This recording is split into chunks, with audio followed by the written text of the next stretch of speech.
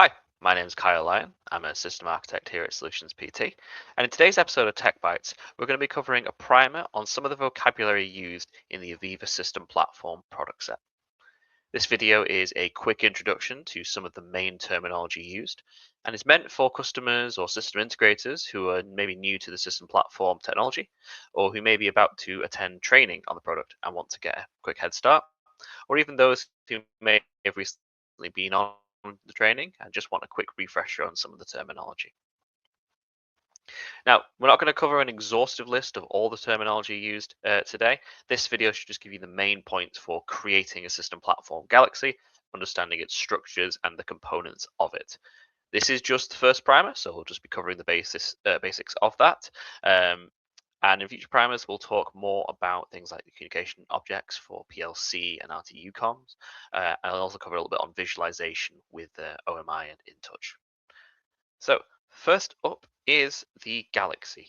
The Galaxy is the name of your entire project. It acts as a global namespace for all the data that you're going to be generating, running across different computers, across different systems, and historizing in there. The namespace allows all components of the system to access these data points, no matter sort of where they are within the network, and it allows it to act as a single source of truth. So your Galaxy is a collection of platforms, engines, templates, and instances, all of which we'll go over in this video today.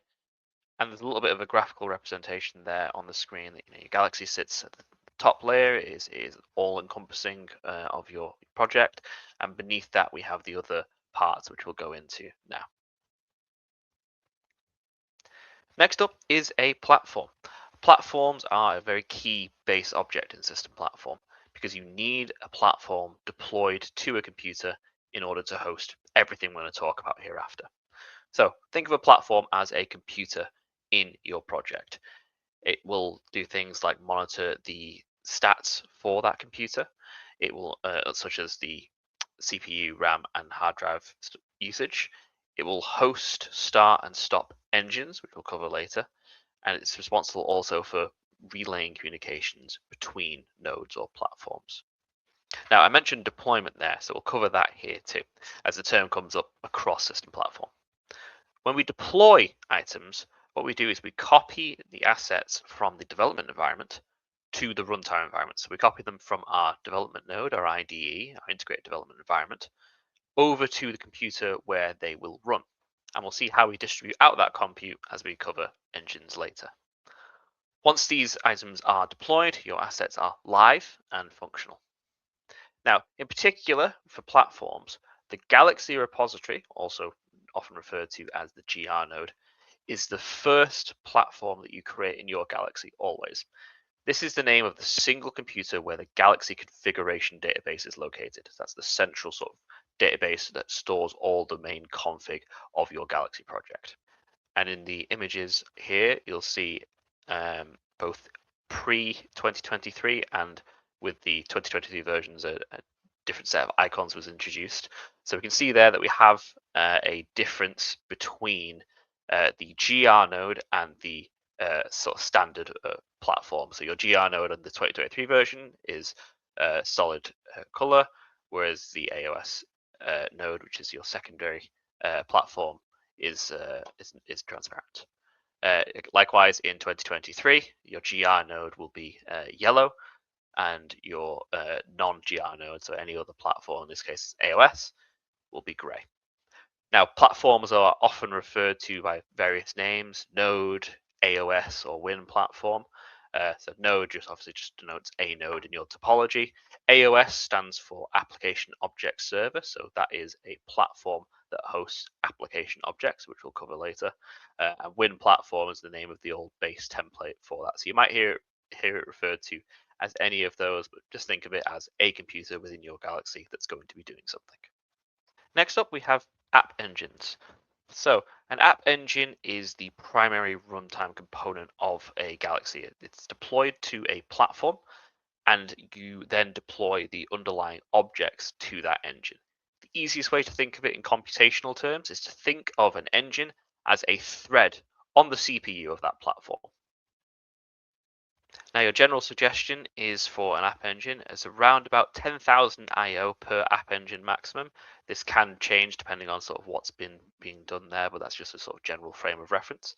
Um, and we can have things like redundant app engines. So when you go into the app engine configuration, you can enable redundancy. That will create a second version of that marked clearly as a backup. And then whichever platform you deploy that primary to, you can deploy the secondary to another node, such that in the event that that primary node goes down, the secondary node will start up and take over that workload. This is often referred to simply as an engine, and there are specific types of engines as well for visualization for InTouch HMI or OMI applications, which we'll cover a little bit later. App engines are more so for things like application objects, for PLC, COM objects, and various things like that. Bear in mind, in some of the subscription-based licensing, particularly the Flex model, your app engines are what your license is based on.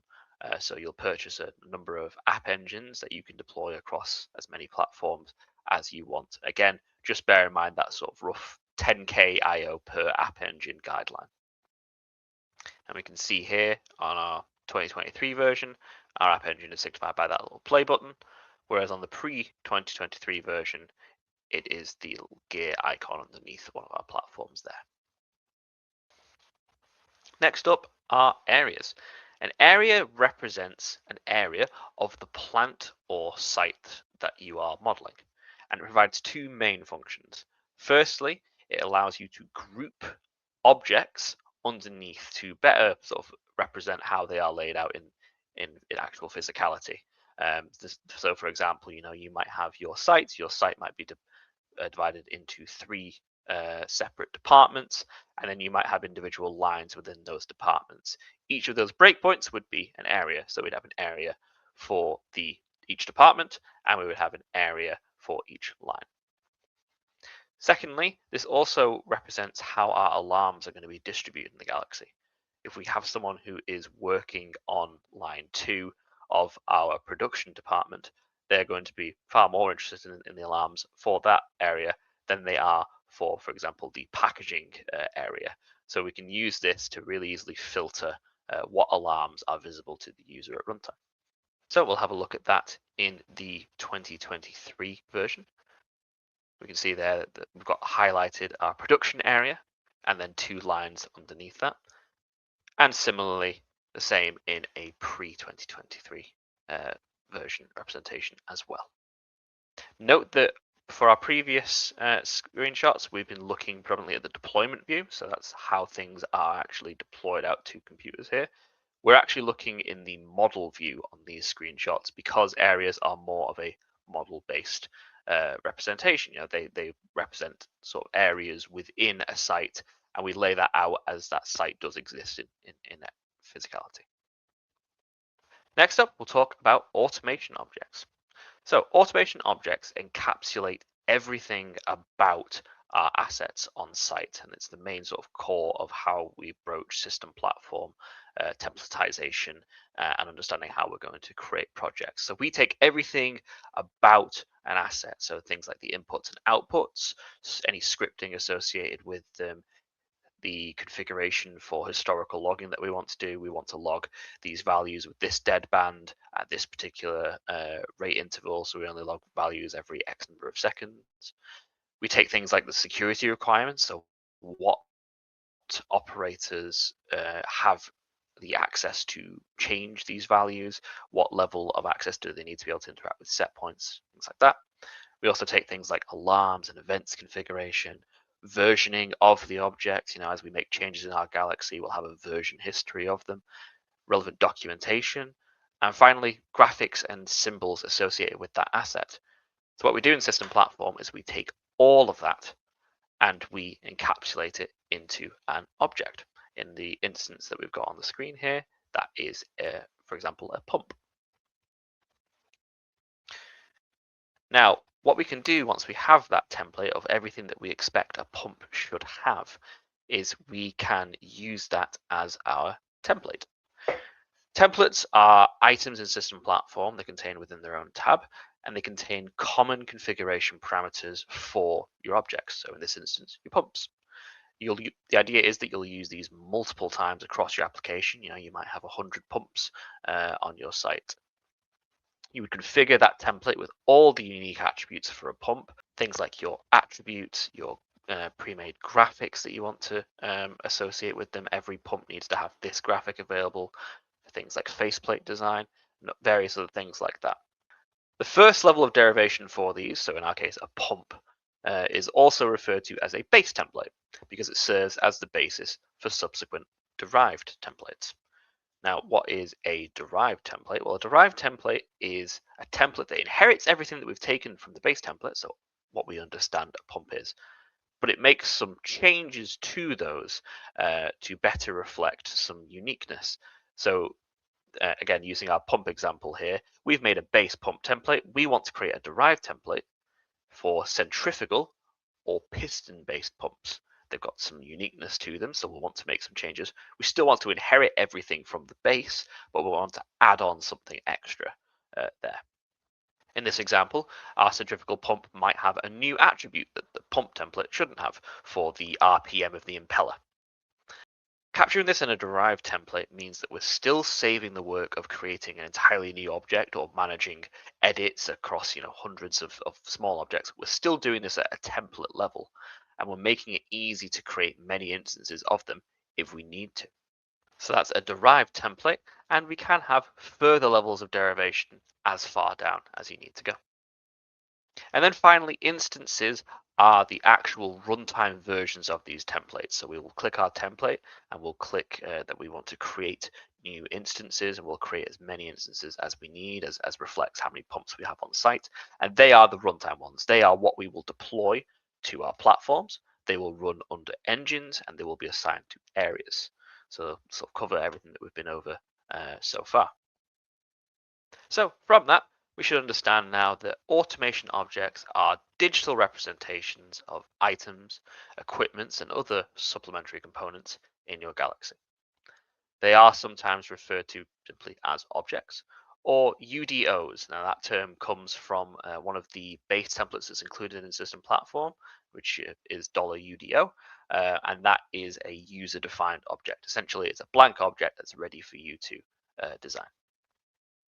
Now we can see there that we've got some examples of objects in our pre-2023 version and our 2023 version.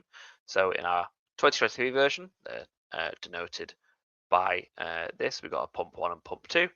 And in our pre-2023 version, they are blue orbs. Now they have symbols on there that denote that they are not deployed and they're in a warning state. It's just because of the configuration of it. But a fully deployed object without any errors is just a blue orb in pre-2023. Next up is ViewEngines. So we've been over what an application engine is and the automation objects that run under it. But a ViewEngine is a dedicated engine for managing our visualization. Either that is InTouch HMI for System Platform or OMI. Now, unlike app engines, there isn't a redundant view engine.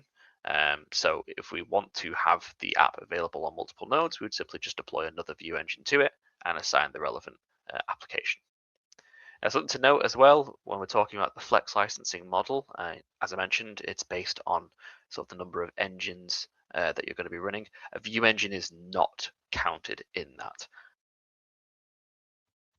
So what we can see in our screenshots is an example of that with our Galaxy that we've been building in the 2023 version. We can see that it's got a little screen with a play icon in as the sort of symbol for a view engine. And then in our pre-2023 version, we can see it's a screen with a gear icon denoting that it is an engine.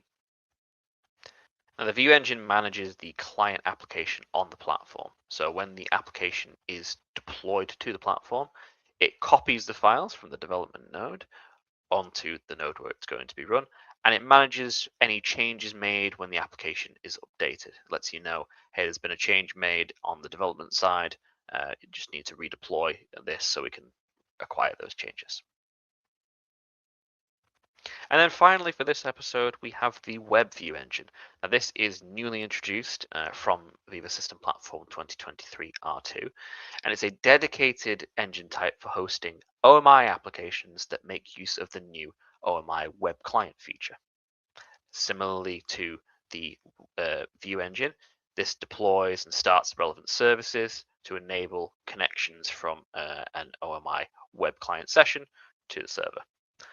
One web view engine can host multiple OMI view apps, same as one view engine can host multiple InTouch HMI or OMI apps.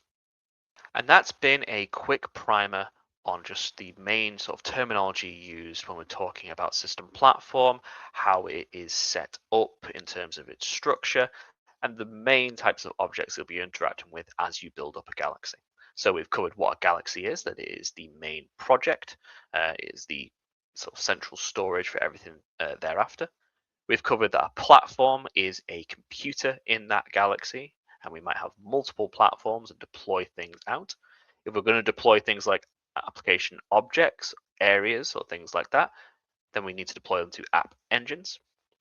We've covered what areas, objects, and templates and instances of those are, and why we use them, and how they might be used to sort of model various pieces of equipment and their permutations that might exist within a site. And then finally, we've covered some of the base visualization end with the view and web view engines for deploying and hosting our HMI and OMI applications. So that's it for this episode of Tech Bytes. Thank you very much for watching. As I mentioned, we will be doing further primers on other bits of system platform terminology in the future, but I hope that what you've learned today was useful, and thank you very much for watching.